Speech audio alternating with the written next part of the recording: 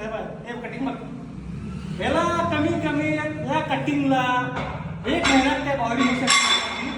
3 महिन्याला घासा लागतात हे असे शिरा बाहेर पडतात बघा अशा हे दिसलं काय